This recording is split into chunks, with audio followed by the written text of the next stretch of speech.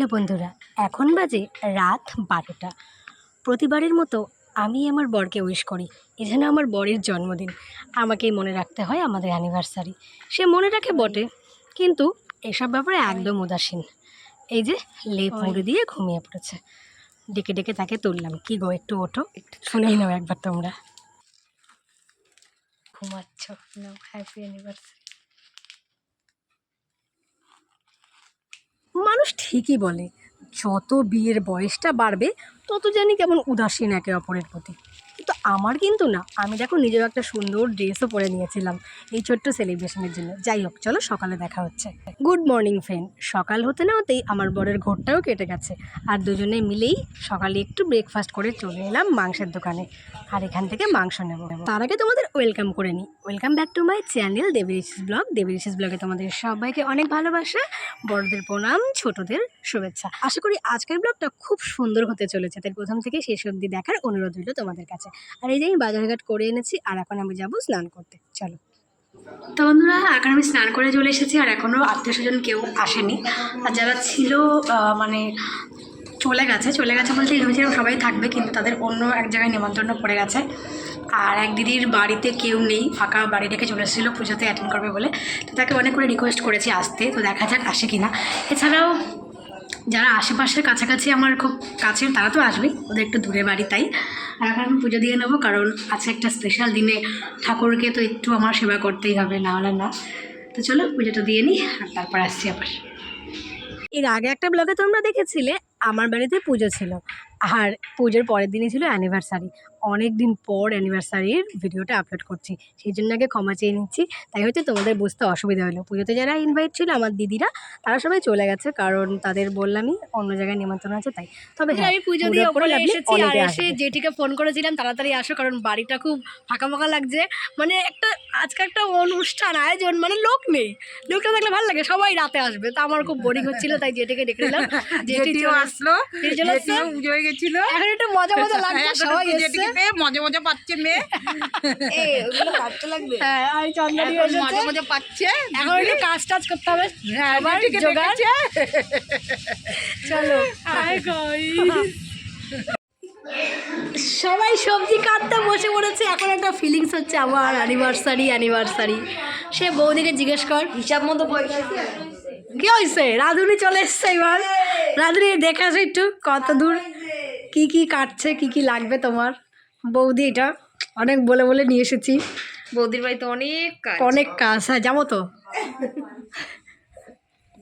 দাদা এসেছে, জয় এসেছে, আসো আসো আসো, হ্যাঁ আসো, সবাই চলে এসেছে।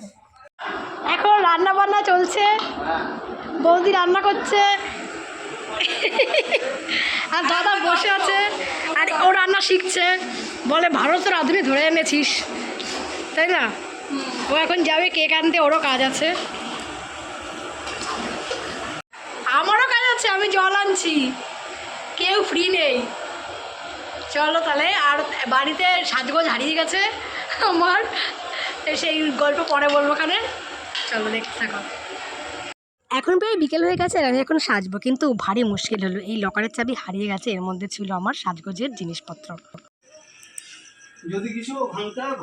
যাই হোক, সাজগোজের চিন্তা করি না, চন্দনী আছে আমার স্পেশাল বিউটিশিয়ান, আমাকে সাজিয়ে দেবে। আমার এই রান্নার দিকেই মন পড়ে রয়েছে। আর এখন দেখো, এই যে ফ্রাইড রাইসের চাল ভেজানো ছিল, সেগুলো আমি একটু তোমাদের দেখিয়ে দিলাম। আর চলো, এরপর এখানে আসে সময় পাবো না, একবারে সাজগোজ করতে চাই। সন্ধ্যায় সাজতে বসে পড়লাম, কেননা রইলে তো রাত হয়ে যাবে, কত ভিডিও করেছি, কত ছবি তুলেছি, তাই না। আর আমি সাজতে তো ভীষণ ভালোবাসি। চলো কোন শাড়িটা পরবো এবার তোমাদের দেখিয়ে দিই। এটা পরবি তুই? হ্যাঁ, আমি জানিস তো ওই শাড়ির দোকান ভালো করে এই ভিডিওটা কর। ওগুলো শাড়ির দোকানে কাজ করতো, যেগুলো আমি করতেছি। এই যে চোখ হয়ে গেছে, এই চোখের ভিডিওটা বেশ সুন্দর করে।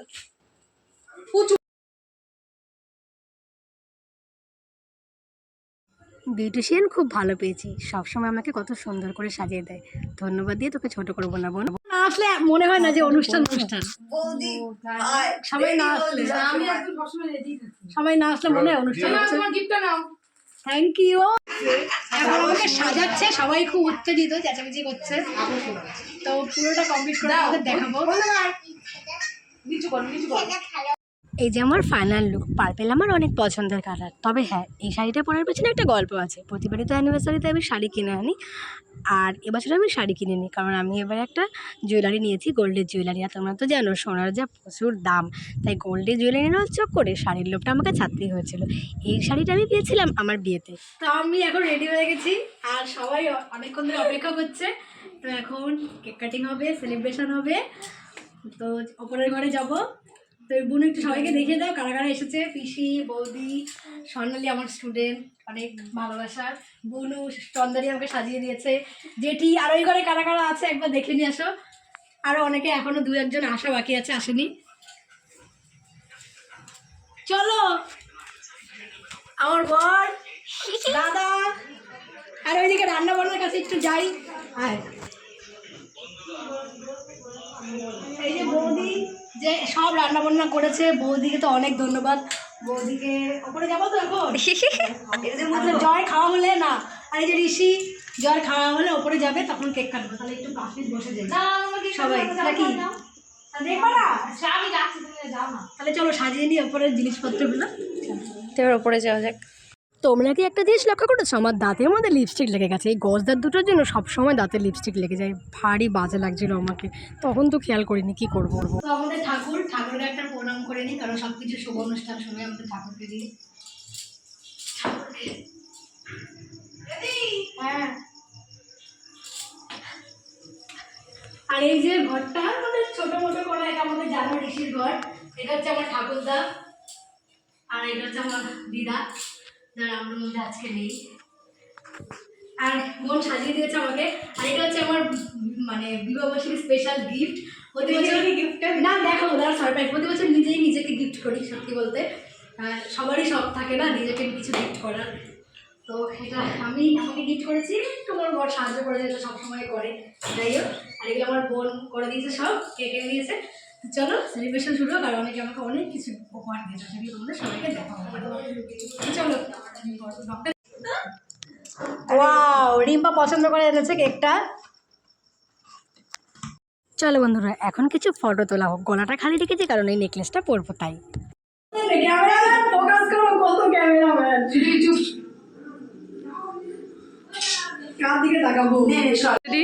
রেডি নাও? হ্যাঁ নাও। হ্যাঁ হ্যাঁ, এবার ডাকো ডাকো ডাকো। এখন চলছে আমার বরকে একটু বোঝানো সোজানোর প্রিপারেশন, যাতে ভিডিওটা সুন্দর হয়। আমার বর তো নিজে থেকে কিছু পারে নাই, সব আইডিয়া ঋষি, চন্দনী মিলে দিচ্ছিল। যে রিলসটা তোমাদের সাথে অনেক আগে আমি শেয়ার করেছিলাম, ওরাই বলেছিল এভাবে তুমি যাবে, এভাবে দিদিকে ডাকবে, আর এভাবে গিফটটা দেবে। বেশ ইউনিক ছিল ব্যাপারটা, সুন্দর গান দিয়ে আগে আপডেট করেছি, তোমরা দেখেছো জিনিসটা। আর হ্যাঁ, নেকলেসটা তোমাদের সাথে আমি অবশ্যই শেয়ার করবো। Thank you.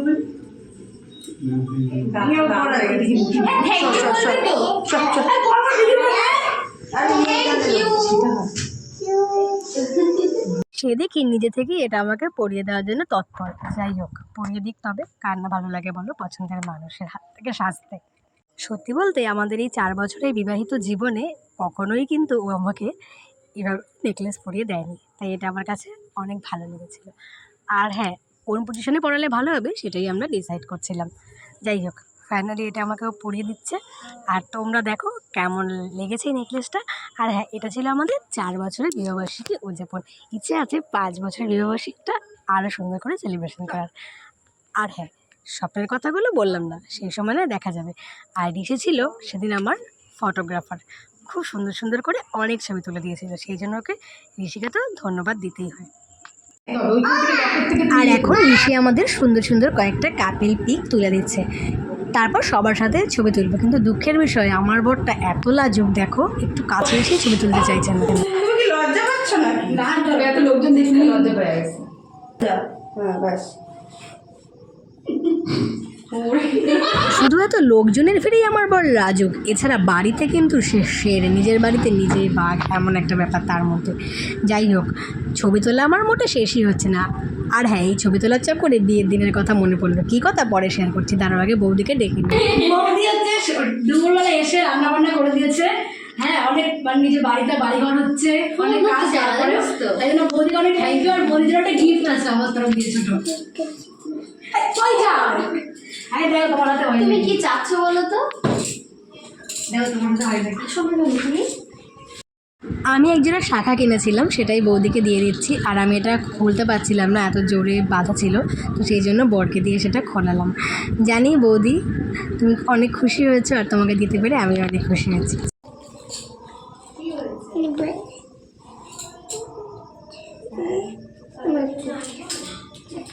একই রকম, একটা সরু একটা মোটা। এগুলো দরকার ছিল।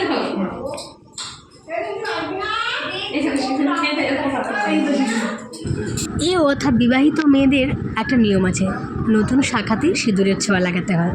তো যেহেতু বৌদিকে আমি এটা উপহার দিলাম, বৌদির শাখা জোড়া পরে নিয়ে সিঁদুর লাগালো। আর হ্যাঁ, আমার শাখাতেও সিঁদুর লাগালো। এর অর্থ হলো তোমার শাখা সিঁদুর অক্ষয় থাকুক, সব সময় তোমার স্বামীর মঙ্গল হোক, এটাই আক্ষরিক অর্থ। সিঁদুর পরানো আর মালা বদল ছাড়া বাঙালি বিয়ে কখনো সম্পূর্ণ হয় না। কি বলো তোমরা? বিয়ের যখন প্রথম বছর বিবাহবার্ষিকী করেছিলাম, সে বছরটা শুধু একটা কেক কেটেছিলাম, মালা আমার বোন রিম্পা বলেছিল, দিদি মালা আনিসনি কেন, দুটো মালা বড্ড ওর মিসিং লাগছে। তাই ওর কথা মতোই পরের বছর থেকে আমরা মালা বদল করি। আর মালা বদল যখন হয় না, সবাই উলু দেয়, কিছু সুন্দর লাগে, মনে হয় যে সত্যি আমার বিয়ের দিনটা ফিরে পেয়েছি। বিয়ের দিনটাতে কিন্তু আসলে যে কোণে হয় সে কোনো আনন্দই করতে পারে না, কেননা তার মধ্যে অনেক দুশ্চিন্তা কাজ করে। আর আমার ক্ষেত্রে এমন হয়েছিল, আমি এখনও বিয়ের দিন মনে করতে গেলে ভাবি কিন্তু হঠাৎ করে কিছু একটা হয়ে গেল, হঠাৎ করে আমাকে ঘর থেকে নিয়ে এলো, সবাই উলো দিল, মালা পরাতে বললো, আর ওই ভারী ভারী মালাগুলো আমার গলার মধ্যে দিল, কীভাবে আমি ওকে পরাবো, ও কীভাবে পরাবে, কারণ হটচকিত একটা ব্যাপারে হয়ে গেছিলো। তাই সেভাবে এনজয় করতে পারিনি, কিন্তু প্রতি বছর বিবাহবার্ষিকটা আমি ভীষণ এনজয় করি। চলো তোমরা এবার দেখে নাও।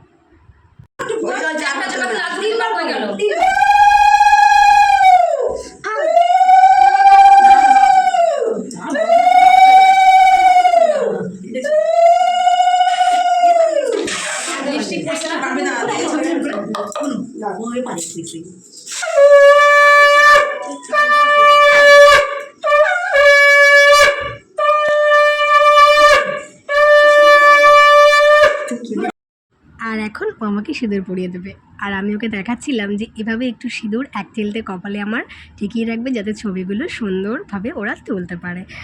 না বললে তো ওই বরটা কিছুই বোঝে না, একদম দাঁড়াম করে সিঁদুর পরিয়ে দেবে, ব্যাস ছবি তোলা হবে না। আর যদি দ্বিতীয়বার বলি একটু এরকম করে ধরো একটা ছবি তুলি, সে করবে না। ঋষি প্রচুর খেটেছিল আমাকে ছবি তোলার জন্য সেই দিন।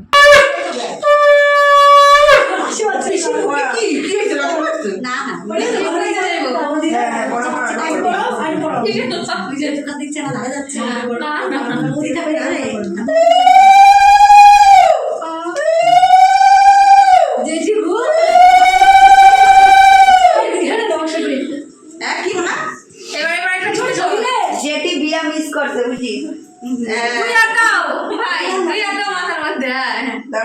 ও যেটি কি আনছিল সেটা কো নন্দু করতে হাতে দিব না। নাও। হ্যাঁ এখন সবাই আছে, আমি ধান পালে। Thank you. আর আগের মতো আসছে।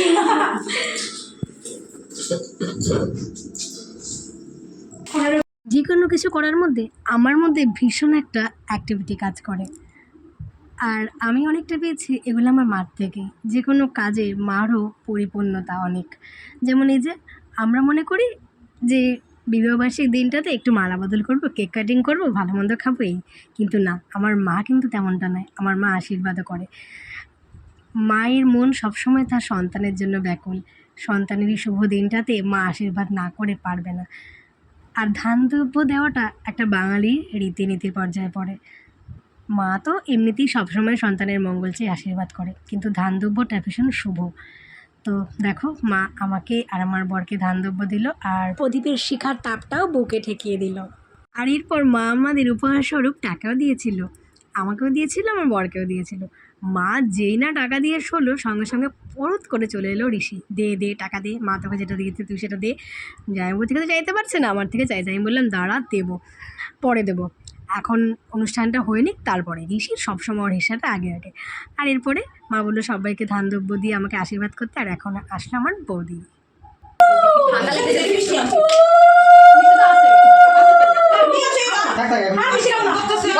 আমাদের এই অনুষ্ঠান পর্ব এতটা লং টাইম ধরে চলছিল যে বাকিরা সব বোর হয়ে গেছিলো বোধহয়। দেখো না, ঋষি তার বন্ধুরা এখানে খাওয়া দাওয়া শুরু করে দিয়েছে। চন্দ্রানী এত কিছু করে ফেলেছিস লুকিয়ে লুকিয়ে। এখন আশীর্বাদ করছে জেঠি। জেঠি আমার বিয়ের সময় আসেনি, জেঠি মানে চন্দ্রানীর মা, তাই এখন আমাকে মন ভরে জেঠি আশীর্বাদ করছে। দাও দাও। হ্যাঁ হয়েছে আমার ভালো থাকো তুমি। গিফট হাতে।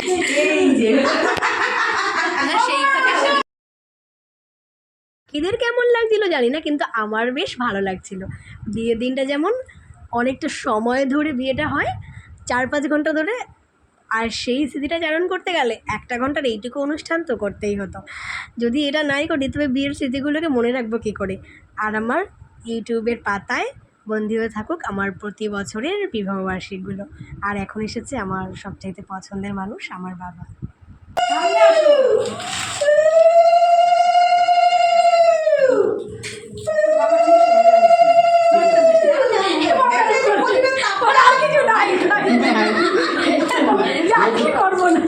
ও মাই গড, বিয়েটা অবশেষে কমপ্লিট হলো। এবার আমার বন্ধুবান্ধব সবাই খুব খুশি। বন্ধুবান্ধব বলতে কি আমার বোনেরা। আর এখন চলছে আমাদের গ্রুপ ছবি তোলার পালা। বিয়ের স্মৃতিচারণ করতে গেলে গ্রুপ ছবি তো অবশ্যই তুলতে হবে, তাই সবাই মিলে ছবি তুলে নিয়েছিলাম। আর শেষে দেখো আমার এই কুইন বোনের সাথে। আর হ্যাঁ, ওর কিন্তু পাত্র দেখা চলছে, তোমাদের কারো পছন্দ হলে নক করতে পারো আমার সাথে।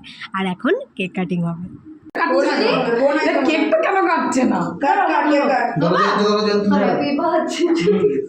বলে হাততালি দিই, হাততালি হাততালি।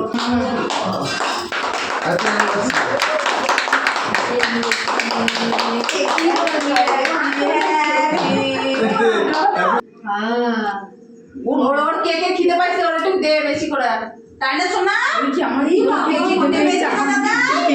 কেক কাটিং করতে গেলে সবচাইতে মুখে আগেই আসে happy birthday to you. Happy অ্যানিভার্সারিটা খুব একটা আসে না। যাই হোক, অ্যানিভার্সারির কেক কাটিং কমপ্লিট হলো। আর এখন আর কয়েকটা ছবি তুলে নিয়ে আমরা একটা ছোট্ট প্রোগ্রাম করব, যেটা হলো কপি করা। আমি ঋষিকে কপি করব, ঋষি আমাকে কপি করবে, মাকে কপি করব কেমন বাড়িতে মা করে, বাবা মা কীভাবে কথা বলে, এরকম। এটা কিন্তু ভীষণ মজার একটা খেলা, ভীষণ মজা করব। চলো তোমরাও দেখতে থাকো। আর এখন দেখো চলে এসেছি আমাদের বারান্দাতে, আর আমরা সবাই ভাই বোনরা আছি এখানে, সবাই বসে পড়েছি। আর প্রথম পার্টিসিপেট হচ্ছে আমি।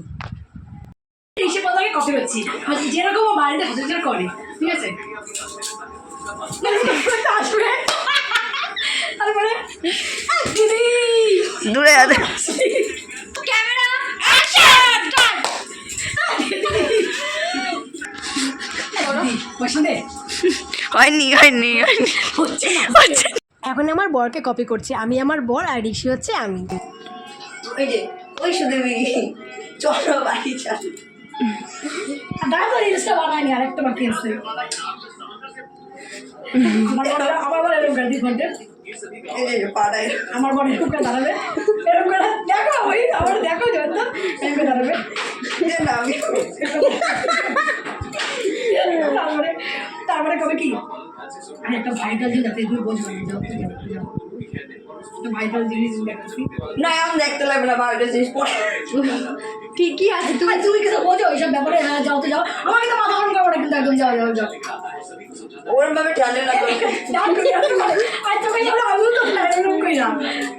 এখন হচ্ছে আমরা সবাই বসে যে যার নকল করছি। ফোনটা দে, ফোনটা দে। চলো এখন চন্দ্রানী নকল করবে ঋষি, করো। আর এটা হচ্ছে বৌদি গোবারি বসার জায়গা। ঠিক আছে, এরকম সবাই এ তোরা কি কথা কবি কিন্তু শুনে তোরা কি কথা কবি, তারপরে এরকম পরীক্ষা দিতে যাচ্ছি। জানিস আমার না কিরকম লাগতেছে, শরীরটা ভালো লাগতেছে না, আমার গান হয়ে যাচ্ছে। জানিস আমার পরীক্ষা দেওয়ারই কোনো ইচ্ছা নাই, তাও যাচ্ছি, একমাত্র একটা কারণ তাই। ঠিক আছে যাও, গুড। এবার আমার নকল সব দিয়ে সোজা কে করবে? আমার নকল। আর আর কমন ডায়লগ কয়টা, ঠিক আছে? আমি করবো দিদিটা।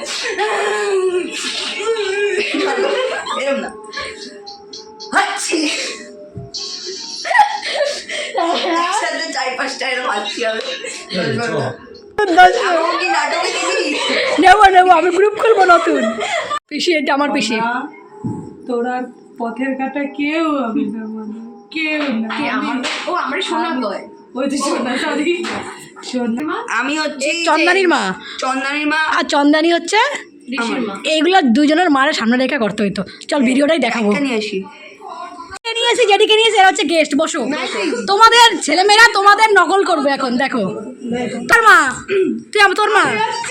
হ্যাঁ আচ্ছা, আর যে আমি আমি আমি হচ্ছে এই জেঠির মেয়ে। এই গান চালাস না, নাও লাইট টপিক কত টপিক লাইট ক্যামেরা অ্যাকশন। প্রথম হচ্ছে আমাদের মাদের দুজনের ঘুরতে যাওয়ার প্ল্যান। হ্যাঁ, যখন কোনো কীর্তন থাকবে, কীর্তনও বেরোবে দুজন। এবার তুই প্রথমে ফোন আমার করবি, হবে পুচু একটু ফোন করতো চান্দানি মারে। ফোন দে কারো ফোন দে একটা। হ্যালো মা কই? হ্যাঁ দে, মারো দে একটু ফোনটা। একবার আগে হ্যাঁ হ্যাঁ বলো দিদি কি ও কি না, ও কি আমার মনে কি করছে, শুনতে পাই না তোমার কথা। ঠিক আছে, তুমি রেডি হয়ে থাকো। হ্যাঁ ঠিক আছে এবার যখন আমার বাড়ি যাবে, হ্যাঁ আইসে দিদি, দিদি আসো, দিদি দিদি। আরে ফোন হ্যাঁ দিদি আমার বাড়ি যখন যায়। হ্যাঁ এই যে মা, এটা হ্যাঁ এটা গেল দরজা খোলো। ওদি কি করো, ভিডিও আনতেছো? ও আচ্ছা তোমরা আমি করে জেঠি, আরে যাই জেঠি, বসে বসে দে মোরা বারবার চা করে নিয়ে আসি। ও জেঠি চা খাবো না, দেখছিস? আরে তোরা আইসিস, যেটি কি শুরু করতে দেখছিস? আরে তোরা আইসিস, বড় চা খাইতে গাড়ি বাইরে। ও মা তোর জন্য চিড়া বাজায় নিয়ে এসেছিস, 20 না তলে আছে তারা। দিয়ে তো চিড়া বাজায় আমো না, 50 টাকা আছে, থেকে ফুচকা খাই আসবে দে তো। আর তোকে তো দিও এই টাকা চাল গেল। এ ভাই বলে নিয়ে নিছে, বাচ্চি না ফোন কর ভাই। এ বাবু তুই পয়সা দিছিস? আমি জানতাম ভাই দেয় নাই, কেন দিছিস তোরা খালি করলি? আমি জানি আমি সাজাছি, ওই নিছে পয়সাটা, ওই ঠিক নিছে, তুমি জানো ওই পয়সা খালি বক্সে। এ বাবু ভুলে গেছে বাবা, তুমি দাও এই টাকা, আমি জানি তো পাইছি। টাকা পাইছি। তুমি না, এবার আমার মা ওদি থাকো, রুটি করবো, রুটি খাওয়া যায়, ও থাকো। না এবার না থাইকা জামাই জন্য রুটি নিয়ে যাবি। ভালো লাগে না আমার পর না। কই হয়েছে বলো, আমার কোনো কষ্ট হবে না। আটা ঘুগনি ঠিক আছে। রাতে বানাইছে, দেখছিস? না ওদি রাত হয়ে যাবে, তোমার দাদা চিল্লাবে, যাই চলে যাই। হ্যাঁ বসে বকবে নাকি বকবে? না এই ভালো করতে না বকবে কেন? না বাবা বকবে না, ঠিক বকবে না, এমনি বাবা চলে এসো না। হ্যাঁ পুজো আসতেছি, হ্যাঁ আসতেছি, বেরো গেছি আমরা। হ্যাঁ তুই বাবারে আমি কবে বাবা চলে যায়, তোরা তখন কি করিস? থাইকা যা রুটি করো, পরে থাইকা যা পরে শরীরে পড়ছিস না, পড়াশোনা আমি কিন্তু মানা, আমি কিন্তু পিকনিক পড়াশোনা আমি কিন্তু দেখছিস মানা, থাকে না ওরা, দেখছিস তোর জেঠিরা হচ্ছে বেশি শয়তান। আর জানি তুমি তো বলে যাও, তোমার বাড়ি সবসময় আমি আসি। হ্যাঁ, দিদি কোনো বাড়ি আসো না। জেঠি তুমি তো কোনো সময় যাও না আমার বাড়ি, আমি সবসময় আসি। পরে কত আসবো না, লাগবে না আগালে। আর পরে আমি তেল কিনে নিয়ে আসবো, তারপর লুচি খাবো, ঠিক আছে? যাই তাহলে আমাদের নাটক শো, আর খাবারটা নিয়ে যা দিদি, খাবার গুলি নিয়ে যা। এই যে দিদি খাবার নিয়ে গেছে, হ্যাঁ ব্যাগে করে বাইরে দিও ও জেঠি তোমার জন্য খাবার আনছি। ঝুড়ি ভাজা কটকটি তো এখন অনেকটাই রাত হয়ে গেছে, সবাই চলে যাচ্ছে। এই নাটকটা পরের একদিন দেবো। তুমি তো মাংস খাও না, ডিম অমলেট করে দিদি দিয়ে। তুই খাস নাই বল? তুই নিয়ে যা না রে, সোমবার গো নিয়ে যা না, কালকে খাবি, আবার আসবা। টাটা। আমাদের নাটক করতে করতে অন্যদিকে সবার খাওয়া দাওয়া হয়ে গেছিলো। আর হ্যাঁ, আমাদের নাটকটা তোমাদের কেমন লেগেছে জানি না, কিন্তু আমাদের স্মৃতির পাতায় নাটকটা বেঁচে থাকলো। আমাদের মা কেমন করে, জেঠি কেমন করে, বা ঋষি কেমন করে। আজ বাদে কাল যখন চন্দ্রানীর বিয়ে হয়ে যাবে, সবসময় ওকে দেখতে পাবো না, তখন হয়তো এগুলো দেখেই এই আনন্দের মুহূর্তগুলো স্মৃতিচারণ করব। আর এখন ফ্রায়েড রাইস আর চিকেন খেয়ে নিচ্ছি। সত্যি বৌদি দারুণ রান্না করেছো, তোমাকে অনেক থ্যাংক ইউ। আর এরপর দেখো ঋষি আমার কাছে কত ডিমান্ড করে, তোমরাই দেখে নাও।